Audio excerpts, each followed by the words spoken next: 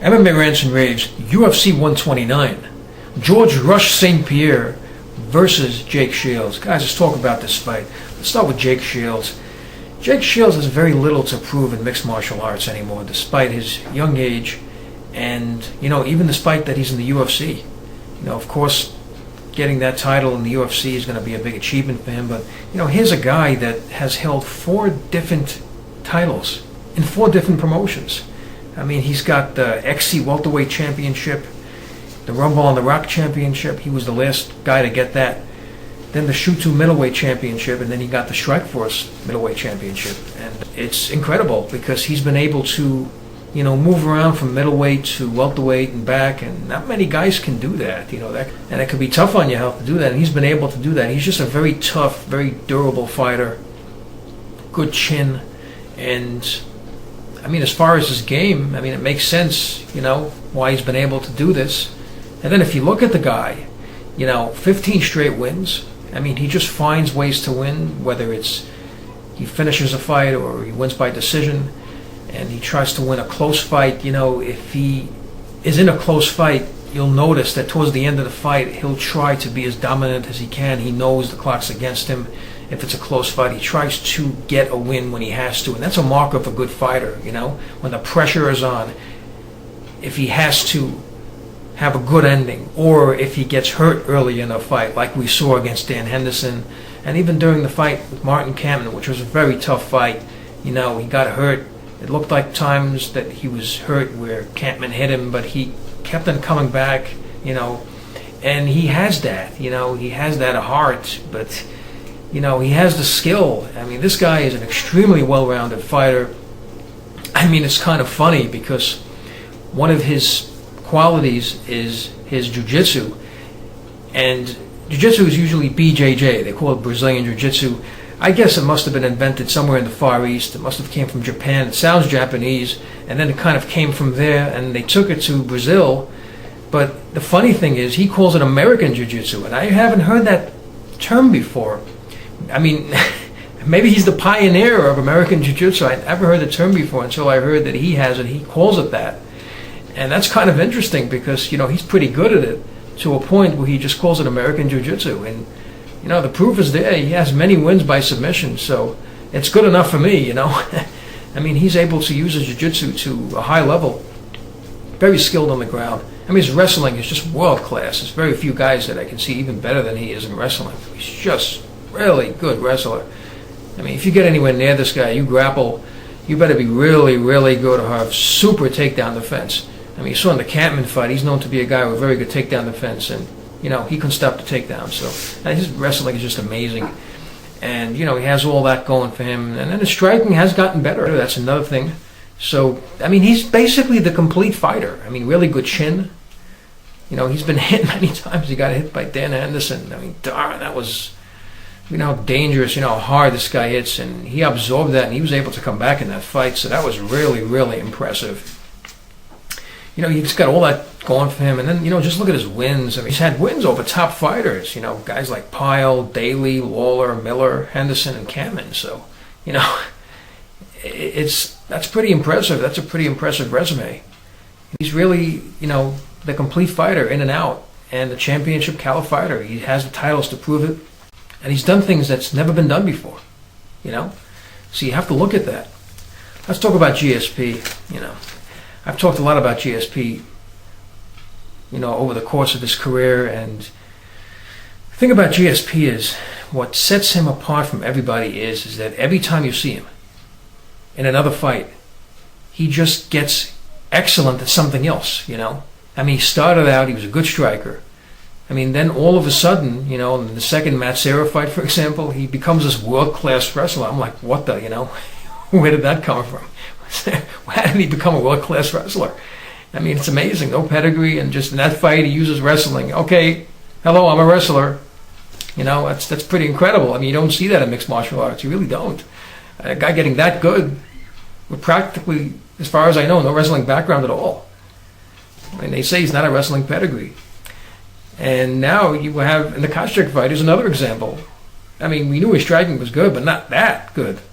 To pick apart a guy using, a world-class boxer's type of skill. I mean, it looked like it to me, the way he was using those jabs and his reach against Koscheck. I mean, that was pretty incredible. So, I mean, every time you see him, what are we going to see next with this guy? Is he going to be like a world-class Muay Thai guy or a Taekwondo guy? That's world-class. Or what are we going to see next? It's amazing how he evolves. I mean, he's such a brilliant fighter. I mean, cerebral. I mean, he's really smart, really skilled. I mean, world-class Olympic caliber athlete. So we just don't know what you're going to see next from this guy. That's what's amazing about him. Now, as far as these two guys, their chances in this fight, as far as Jake Shields, basically, he's got to do what he does best. He has to close the distance, use his world-class grappling, his world-class wrestling. He's got to use his jiu-jitsu. He's got to get this thing to the ground.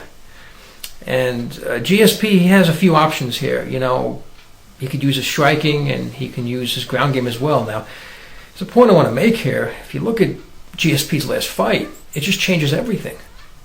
I mean, how he can compete with other fighters. I mean, he has this stand-up in his repertoire that makes it very tough for other fighters. I mean, using a jab that's really impressive. I mean, and that goes along with all his other skills that he has in his stand-up. His kicks and his overall striking. So, if he does that and mixes it up well, maybe he can keep Shields guessing. He might go for takedowns himself because he's a great wrestler himself. So, that's the key here, mixing it up and, of course, using as much striking as possible. If he wants to basically, like I said, frustrate him, and if it comes to a point where, these two fighters are really good, especially, Shields. Shields has a great chin, so if he can't put Shields away, he just might outstrike him and get a decision. That's a possibility that might be in his mind because, GSP is going to look for a point where he has an advantage, where he can find a weakness in his opponent. I mean, he mentions that. I heard him talk about that. Now, if you look at the two fighters, it's kind of interesting, if you look at them on paper, they match up really well because they're both good with submissions and they're great wrestlers. Now, as far as the advantage that I see for Shields, he's done something that nobody's done. All these championships that he's had and all these promotions in different weight classes. And, he's been so good at that. And GSP, how good he is, he hasn't done that. He's always been a welterweight. So he's been in 2 different weight classes. This guy's tough. I mean, that fight against Dan Henderson just blew me away. To be able to dominate Dan Henderson, 5 rounds. And then you have all these goofs. You goofs, you know who you are, saying, oh yeah, Dan Henderson's not the same anymore. That's why, yeah, right. Yeah, right, idiots. All right? The guy, I mean, look what just happened in his next fight. Look what happened against Sabrol, right? Against Babalu. So there you go. That's how good Dan Henderson is. Dan Henderson may even be getting better. I mean, he's just a really, really good fighter. I mean, that was pure skill right there. I understand the weight cut, whatever, but you have to understand nobody comes in 100%. And you have to give Shields credit for that fight. I mean, not many people gave him a chance to win that. As far as, I would say, jiu-jitsu, I would give an edge to Shields. I've seen him on the ground in his jiu-jitsu. I would say submission-wise, he might have an edge in GSP there. He has more submissions in his career. As far as pure wrestling, I would say pretty much the same. They're both really good. And as far as overall athlete and quickness, I have to give that to GSP. I mean, he's on another level.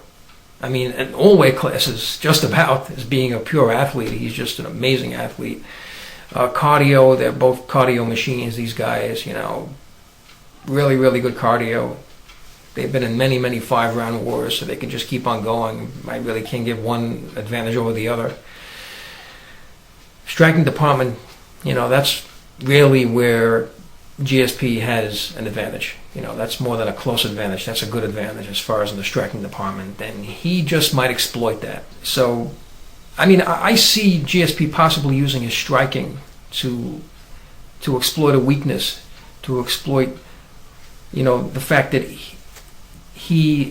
the fact that his striking is on a different level than Jake Shields, and maybe, fight this fight on the outside, go inside when Jake Shields doesn't expect it. Jake Shields might expect that because he knows GSP's striking is really good. So, it might just come to that, and that might be that might break the stalemate, so to speak. So as far as, making a prediction of this fight, it's really tough. These two guys are really good. And I think it's going to be one of the greatest welterweight fights we've ever seen as far as two fighters in this caliber in history. Everything that they've done and the reputation that they've built, and then now they're fighting each other. That really has to be considered as, possibly one of the greatest welterweight fights of all time as far as competition-wise, to see who comes out on top. So, it's going to be really interesting. Really looking forward to this fight. Anyway, would like to know what you think about this fight and the UFC 129 card. Please leave your comments below the video, rate this video and subscribe, and thank you for tuning in.